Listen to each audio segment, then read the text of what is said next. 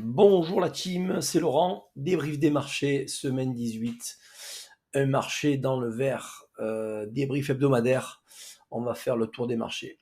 On a eu une semaine avec dans le vert, voilà, tout simplement, on a eu les indices qui sont repartis à la hausse et un God qui s'est fait un petit peu shorter. En fait, les États-Unis ont fait un virage quasiment à 180 degrés avec une désescalade sur les pressions de douane. Sur la pression de douane. La Chine annule certains droits de douane sur certains produits envers les USA. Ok. On a un VIX qui s'apaise et qui vendredi clôture en dessous des 25 points. Donc ça, c'est très bon pour le marché, pour une petite hausse moyen terme. En ce qui concerne les indices, on va faire un débrief uniquement sur les indices et enfin le gold. On a une semaine poussée à la hausse. On a eu un DAX qui reprend son leadership, un 440 qui est dans une décision qui repart un petit peu à la hausse doucement mais sûrement, un Nasdaq qui a cassé son plus haut de mercredi 9 avril, donc on a quand même un signal haussier, on va voir ça sur les graphes, et un Dow Jones qui est un petit peu à la traîne à l'attente d'un break du 9 avril. Il y a énormément de publications de résultats d'entreprise du premier trimestre, donc soyez attentifs, soyez vigilants. Ok. Donc sans transition et sans plus attendre, on va passer sur les graphiques, on va commencer avec notre ami le DAX.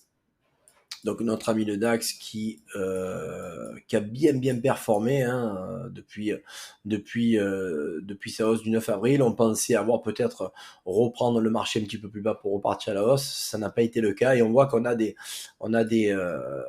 points bas de plus en plus hauts. Ok, on a eu Reversal avec la cassure ici qui donnait un petit signe haussier, mais bon, ça c'était par rapport aux annonces de Trump, donc on aurait pu avoir un renversement de marché pour continuer les baisses. Ça n'a pas été le cas et on voit qu'on a des plus bas de plus en plus haut. On a cassé la résistance du plus bas du mois précédent et on s'en est servi, même pas d'appui, on n'a pas eu encore de pullback à ce niveau-là. Toutefois, en tant que target, soyez attentifs au plus haut du mois d'avril, qui est sur les 22 638 points. Les clôtures sont très importantes au niveau mensuel. Donc le DAX, on peut attendre pour acheter le DAX, attendre des petites reprises, des petites reprises baissières pour reprendre des rebonds sur des niveaux intéressants. En ce qui concerne des grosses unités de temps, regardez ce que le DAX a fait. Sur le mois d'avril, on a eu une très grosse baisse, quasiment dès le début du mois d'avril, mis à part on a eu une hausse plus une baisse, et on voit qu'on a rejeté le prix, mais alors comme il fallait, sur les 18 928 points. Je pense que ce niveau-là, on le reverra peut-être plus jamais de notre vie, c'est pas demain la veille. Toutefois, on voit qu'on a une qualité de marché qui est en train de repartir à la hausse avec un petit peu plus de confiance. Donc c'est très bon signe pour une reprise haussière. Maintenant, on ne sera peut-être pas à l'abri, avant d'avoir une clôture mensuelle très haussière, d'avoir un petit repli court terme avant le 30 avril qui arrive mercredi, un petit repli, on va dire, sur de l'intraday pour repartir à la hausse et après récupérer des niveaux bien plus hauts. Voilà, donc soyez attentifs, quoi qu'il en soit, on est quand même suracheté au niveau RSI mensuel et on a quand même de quoi faire respirer un petit peu le marché. Ce qui serait intéressant de voir, ça serait voilà, donc ouverture du marché lundi, on pourra avoir un petit encore de la hausse à ce marché-là et puis revenir baisser, faire un pullback pour repartir à la hausse par la suite. Donc ça serait pas mal d'avoir un jeu comme ça, hein. On serait là, hausse, hop, pullback ici et on repart un petit peu plus haut pour aller recréer des nouveaux ATH si le marché s'en donne bien la peine et que toutes les indications géopolitiques sont dans le vert. Voilà. Donc pour le DAX, on est full haussier, il a cassé, il a repris son leadership, c'est parti, c'est bon pour lui. Pour le 440, il est pas mal aussi, lui aussi, donc il est un petit peu en avance sur les indices US, lui aussi. Donc voilà, les niveaux qui sont à prendre en considération, c'est les 7600 points, un petit peu plus haut, les 7758 au plus haut, les 7871. Sur le 440, ça va être ces niveaux-là. Je vais pas trop m'attarder dessus parce qu'on a un peu la même configuration que le DAX, avec moins d'impulsion haussière importante que le DAX, mais quand même, il fait son petit bout de chemin et on voit que l'annonce du 9 avril prend tout son jeu et pour l'instant, on a un marché qui est un petit peu plus résilient, qui repart à la hausse, qui a moins peur. Ok. Au niveau du Nasdaq, on va aller faire un tour sur le NAS. Sur le NAS, ok, en 4 heures, on a les plus hauts qui seront importants à prendre en compte. Donc les plus hauts du mois d'avril, c'est celui-ci, ok. Donc là, vraiment, soyez attentifs sur la zone des 19 877 points.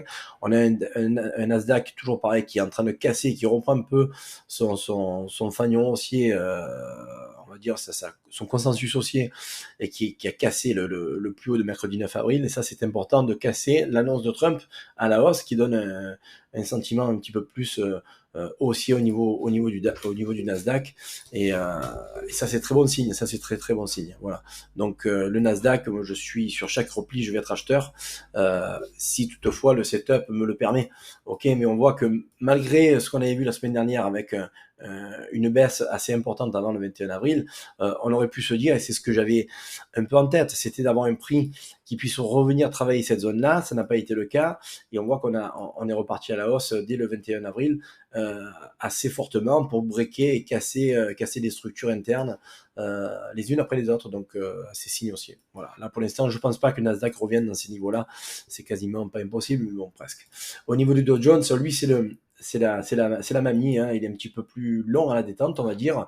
On voit que le 9 avril, pardon, hop, on va s'y mettre là. Ok, donc le niveau du 9 avril n'a toujours pas été cassé. On a encore de la marge pour venir le casser.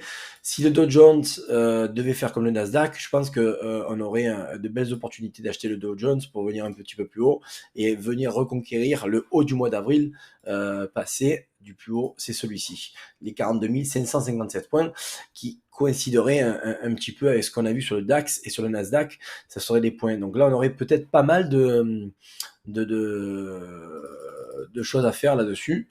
Ça serait pas mal à voir. Donc attendez, 21 mars, mois d'avril, c'est ici, voilà. Ça c'est le plus haut du mois d'avril.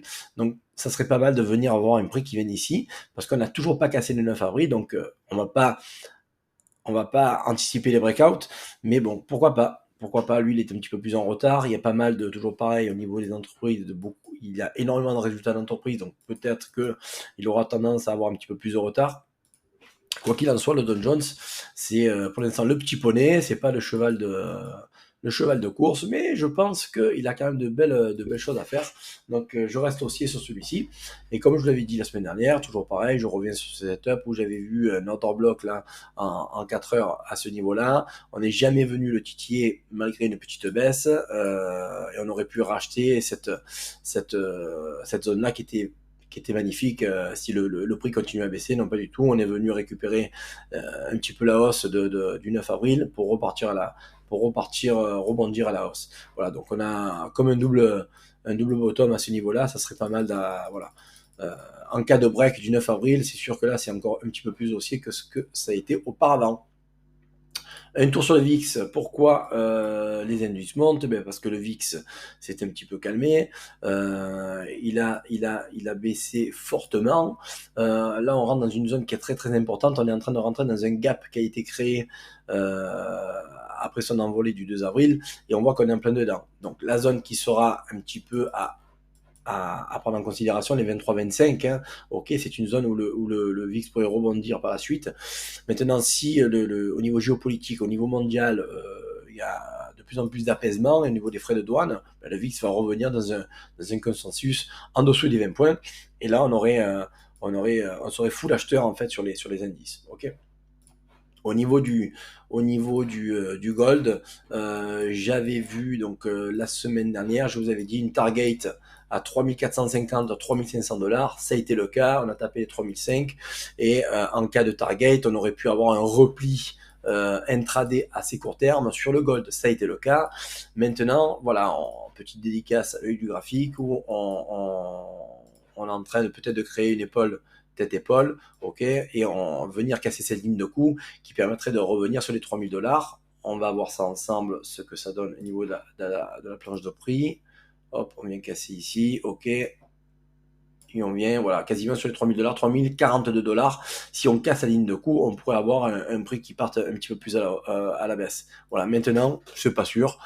Moi, ce qui me donne un petit peu un côté baissier, c'est que sur le gold en hebdomadaire, on a rejeté le prix assez fortement, assez violemment. On clôture avec quand même un joli doji qui est bien rouge. Donc pas mal de rejets. Les acheteurs sont un petit peu moins dans le game. Les acheteurs peut-être ont pris leur bénéfice qu'ils donnent pas aux vendeurs. Voilà, donc si on vient avoir un prix qui reparte à la baisse, l'argent qui a été récupéré avec effet de levier serait injecté dans les indices, peut-être à la limite, dans les indices et les côtés actions. Voilà. Et je voulais aussi vous montrer le Fear and Greed. Vous voyez que le Fear and Greed Index commence à arriver proche de sa neutralité. Donc, c'est signe que le marché est en train de s'apaiser et il y a de la résilience là-dedans. Voilà. Ok, donc bon, écoutez, soyez vigilants sur tout cela et ne faites pas trop des folies. Je vous dis, prenez soin de votre portefeuille, prenez soin de vous, de votre money management et je vous dis bonne semaine de trading. Au revoir. Disclaimer, avertissement légal. Les informations présentées dans cette vidéo sont fournies à titre informatif et éducatif uniquement. Elles ne constituent en aucun cas une recommandation d'achat, de vente ou de conservation d'instruments financiers. L'analyse technique et fondamentale présentée reflète uniquement notre opinion à l'instant de l'enregistrement et peut évoluer sans préavis. Chaque investisseur doit effectuer ses propres recherches et consulter, si nécessaire, un conseiller financier indépendant avant toute décision d'investissement. Les marchés financiers présentent des risques de perte en capital. Les performances passées ne préjugent pas des performances futures. L'œil du graphique et ses intervenants déclinent toute responsabilité en cas de perte financière liées à l'utilisation des informations diffusées dans cette émission.